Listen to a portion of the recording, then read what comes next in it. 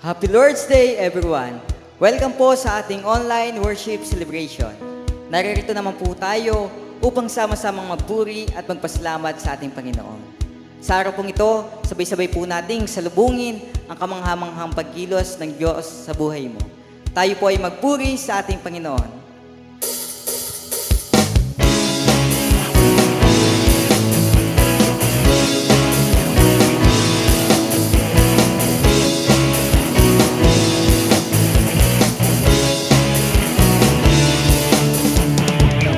Ay nagkatipon sa ngalan mo, Panginoon.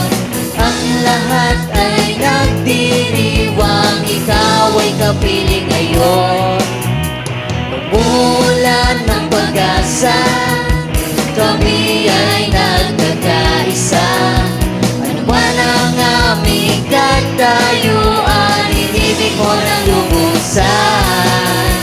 Sabay-sabay nagagalang sa ikang ng papuring ito. Sabay-sabay nagagalang sa sayaw at papuri sa'yo. Kamang-kamang ang pag-ibig, lampas langit sa amin tumubos. Di karapat-dapat pagpalain, ngunit biyaya mo'y minuhos. Kamang-kamanghang pag-ibig, lampas langit, kami minahal mo lubos. Aming itatanghal, pangalan mo, Jesus.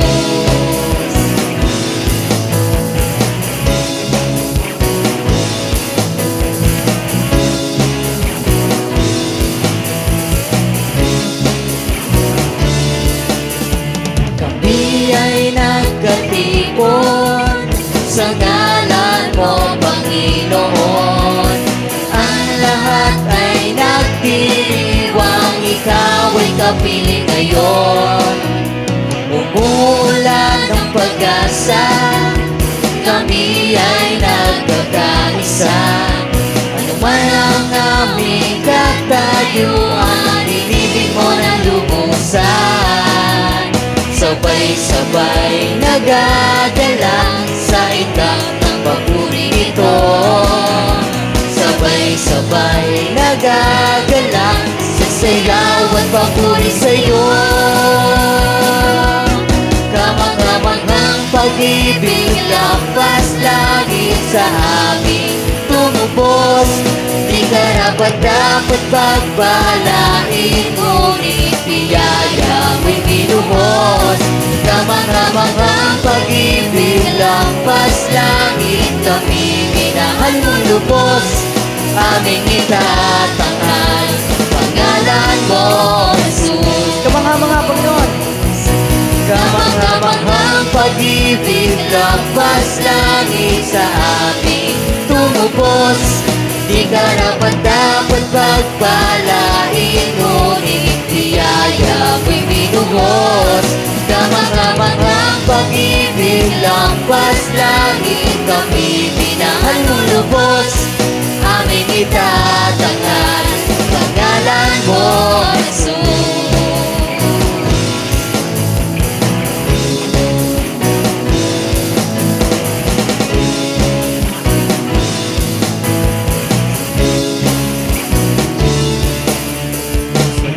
Sabay nagagalak sa indak ng papuring ito. Sabay-sabay nagagalak sa sayaw at papuri sa'yo.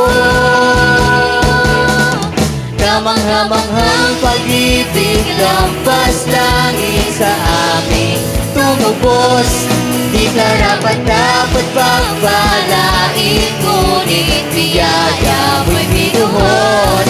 Kamangha-manghang pag-ibig, lampas langit, kami minahal mo lubos. Aming itatanghal, pangalan mo, Jesus.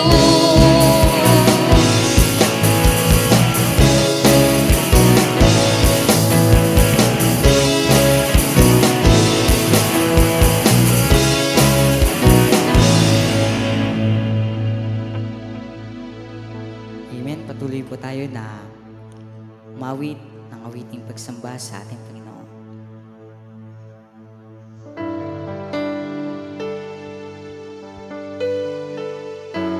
Hallelujah, Lord. Salamat sa dakilang pag-ibig mo na di nagbabago mula noon, ngayon, magpakailanman. Ang gabay mo, Panginoon, ang masaming namin handog na awiting pagsamba.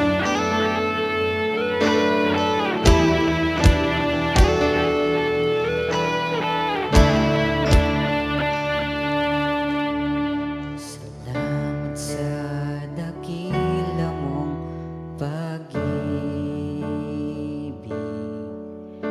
Salamat sa pagyakap mo, Ama. Ang presensya mo ang ninanais ko. Ang puso ko ay para lang sa'yo.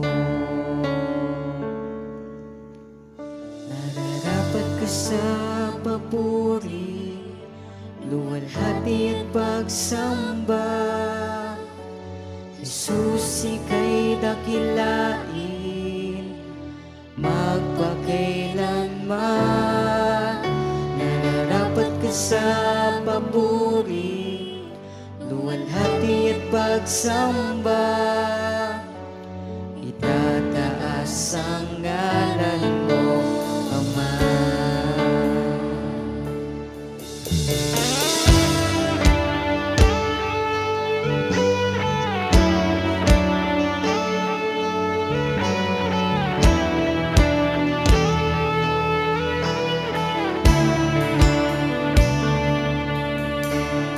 Kailan ba'y hindi ka nagbabago? Tiwala ko ibibigay sa'yo. Mga pangako mo, panghahawakan ko, mamalagi sa kalinga mo. Nararapat ka sa papuri, luwalhati at pagsamba. Jesus, ika'y dakilain magpakailanman. Nararapat ka sa papuri, luwalhati at pagsamba. Itataas ang ngalan mo, Ama. Nararapat ka sa papuri, luwalhati at pagsamba. Jesus, ika'y dakilain magpakailanman. Nararapat ka sa papuri, luwalhati at pagsamba. Itataas ang ngalan mo, Ama.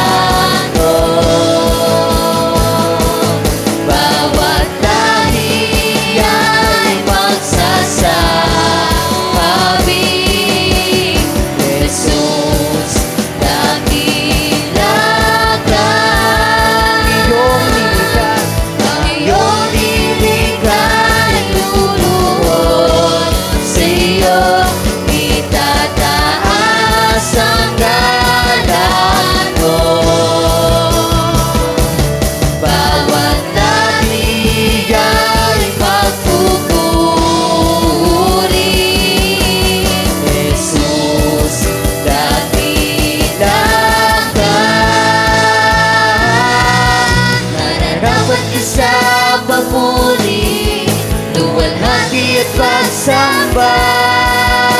Jesus, ika'y dakilain, magpakailanman. Nararapat ka sa papuri, luwalhati at pagsamba. Itataas ang ngalan ko, Ama. Nararapat ka sa papuri, luwalhati at pagsamba. Jesus, ika'y dakilain, magpakailanman. Nararapat ka sa papuri, luwalhati at pagsamba. Itataas ang ngalan ko, Ama. Kami iyong lika'y lumuluhod sa'yo. Tinataas ang ngalan mo. Bawat lahi ay magsasabi, Jesus, dakila ka.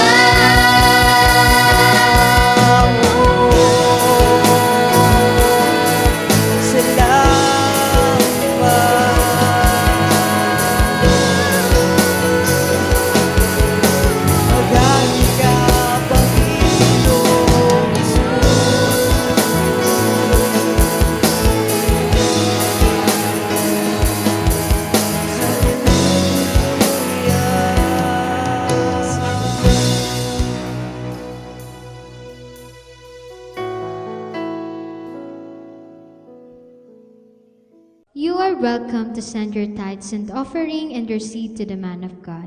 May the Lord bless your generosity and your support in our ministry.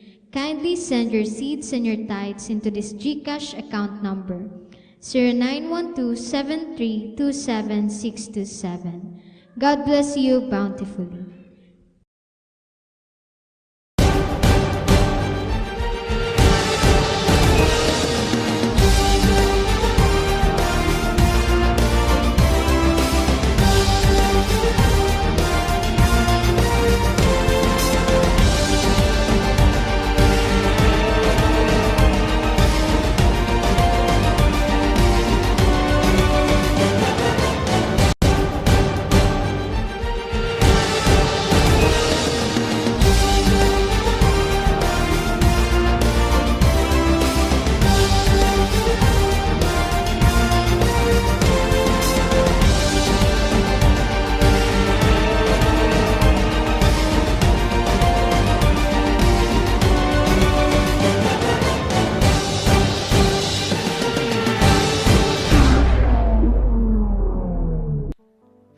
Happy Lord's Day po sa ating lahat. Pagpalain po tayo ng Panginoon sa araw na ito. Welcome po sa ating online worship celebration at sa ating on-site worship celebration. Sana kayo po ay patuloy na napagpapala ng gawaing ito saan man po kayo sa iba't ibang panig ng mundo. I have a very important message today. My topic is entitled, God's Blessings Have Requirements. God's blessings have requirements. Kung pag-uusapan ang pagsunod sa Diyos, dapat hindi selective obedience, kundi surrendered obedience. Alam niyo po ba kapag nag-a-apply ka ng trabaho, may requirements. Kapag mag-o-open ka ng bank account, may requirements. Kapag mag-i-enroll ka sa school, merong requirements. Kapag mag-work ka abroad, kapag kukuha ka ng permit sa negosyo, kukuha ka ng passport, lahat may requirements. Kahit nga sa online shopping, merong requirements. Yung address mo, yung payment, confirmation, at hindi ka ma-approve kapag kulang. Pero bakit pagdating sa Diyos, maraming Kristiyano ang gusto ng approval ng blessing kahit kulang ang obedience. Gusto natin blessing without obedience, favor without faithfulness, harvest without sacrifice. Pero malinaw ang Bible. James 1:22, do not merely listen to the word and so deceive yourselves. Do what it says. Ang mensahe ngayon ay simple lang. Ang pagpapala ng Diyos ay may requirements. Una, kapatid, obedience is a requirement for blessing. Hindi po sinabing blessed ang nakikinig, kundi blessed ang sumusunod. Isaiah 1:19, if you are willing and obedient, you shall eat the good of the land. Take note, kapatid, willing, hindi na pipilitan. Gusto mo at desisyon mo. Obedient, hindi selective. Maraming Kristiyano, obedient sa blessing verses, pero allergic sa correction verses. Gusto natin, the Lord will prosper you, pero ayaw natin, deny yourself, take up your cross daily and follow me. In Luke 6:46, sabi ng Bible, why do you call me Lord, Lord, and do not do what I say? Hindi sapat na kilala mo ang word. Kailangan sinusunod mo ito. Pangalawa, faithfulness is a requirement for increase. Gusto natin ng more blessing. Pero ang tanong ng Panginoong Diyos, faithful ka ba sa maliliit? Tapat ka ba sa maliit? Lucas 16:10, sabi ng Bible, whoever is faithful in very little is also faithful in much. Marami ang nagpipray, Lord, gamitin mo ako. Pero hindi tapat sa oras. Hindi faithful sa ministry. Hindi tapat sa kanilang tithes. Hindi faithful sa commitment. In Matthew 25:21, sabi ng Panginoon, well done, good and faithful servant. You have been faithful over a little, I will set you over much. Mga kaibigan, mga kapatid, walang promotion sa kingdom nang walang faithfulness. Pangatlong punto, kapatid, holiness is a requirement for God's favor. Hindi uso ang salitang holiness ngayon, pero malinaw pa rin ang sinasabi ng Bible. Hebrews 12:14, without holiness, no one will see the Lord. Gusto natin ng open heaven. Gusto natin malakas na anointing. Pero ayaw nating i-let go ang hidden sin. Ayaw nating i-let go ang pagko-compromise sa kasalanan, sa mundo. Namumuhay tayo na may double life. 1 Peter 1:16, sabi ng Bible, be holy because I am holy. Hindi pwedeng ihiwalay ang blessing sa karakter. Hindi binibless ng Diyos ang bagay na sinisira ang kaluluwa mo. Pang-apat na punto, generosity is a requirement for provision and increase. Maraming Kristiyano gusto ng overflow, pero yung mga kamay ay sarado. Sabi ng Lucas 6:38, give and it will be given back to you. Hindi sinabing pray and it will be given back to you. Ang sabi, give and it will be given back to you. Lord, ikaw ang source ko, hindi ang sweldo ko. Anong mga avenue for giving? Ang ating pag-iikapo, ang ating tithing. Sabi ng Malakay 3:10, bring the whole tithe into the storehouse. Sabi ng Panginoon, test me in this, says the Lord Almighty. Hindi ka mauubusan kapag sumusunod ka sa paraan ng Diyos. First fruit. Pangalawa, all the first belongs to God. Bago ka gumastos, bago ka magtabi para sa sarili mo, ang una ay para sa Diyos. Proverbs 3:9 and 10, honor the Lord with your wealth, with the first fruits of all your crops. Then your barns will be filled to overflowing. Hindi sinabi, give what is left. Kundi sinabi, give God what is first. The first of the first fruits of your land you shall bring into the house of the Lord your God. Exodus 23:19.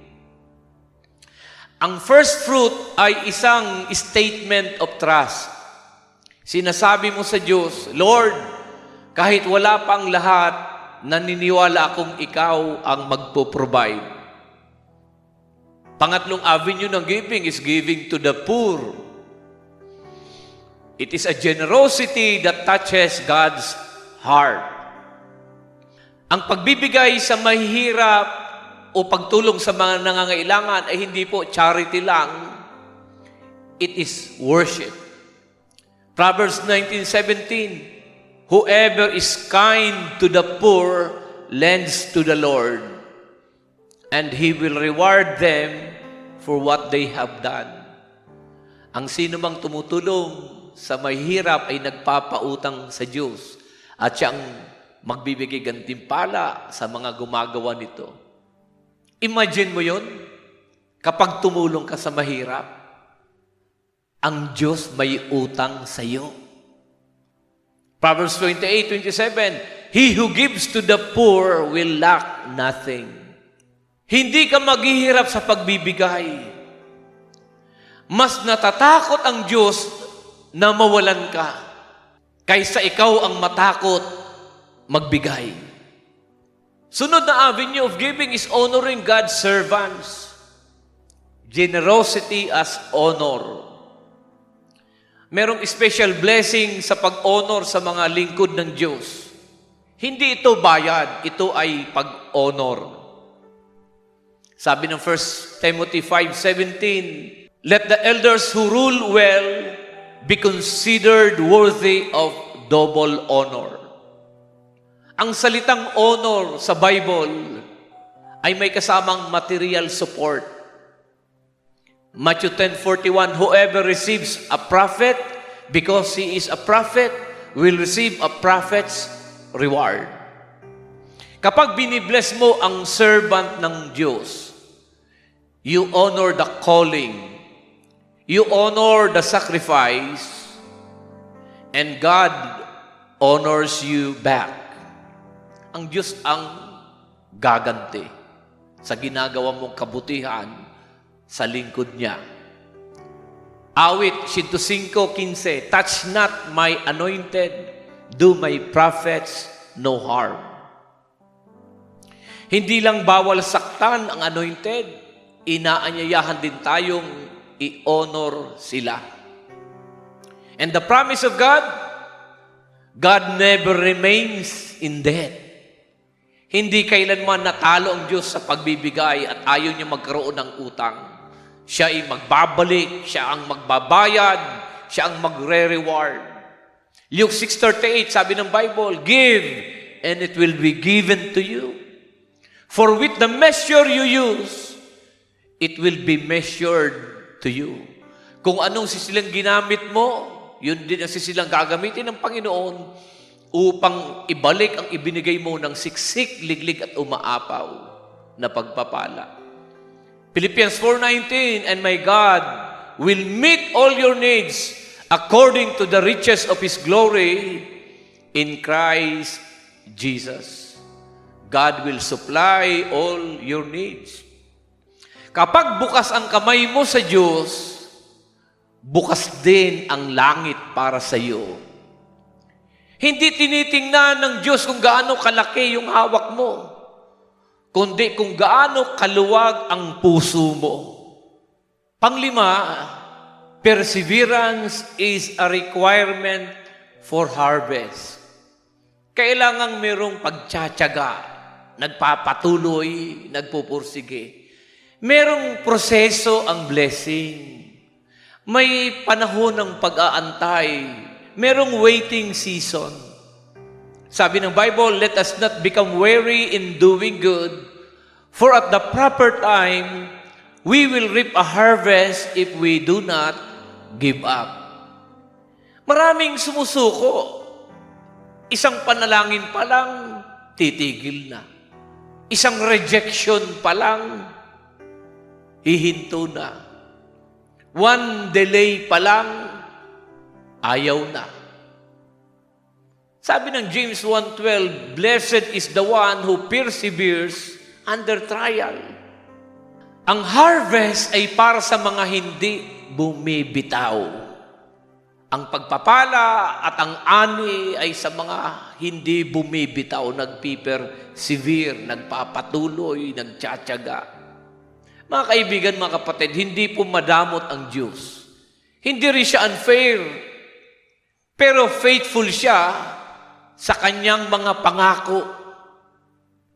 Kung may requirements sa mundo, lalo na sa kingdom of God, may requirement ang Panginoong Diyos. In Matthew 6:33, ang sabi ng Bible, seek first the kingdom of God and His righteousness, and all these things shall be added unto you as well. Notice the word, seek first. Kailangang priority mo ang Panginoon. Kailangang inuuna mo ang Panginoong Diyos. Number one priority, si Lord sa buhay mo. Pangalawa, yung word na righteousness. Kailangan tama ang pamumuhay, right living. Tamang pamumuhay, tamang pagsunod. Then, saka darating ang blessing. Merong requirement, kapatid. Hindi tanong ngayon kung kaya kang i-bless ng Diyos. Ang tanong ay, handa ka bang sundin ang requirements ng blessing? Sabi ng Joshua 24:15, choose this day whom you will serve.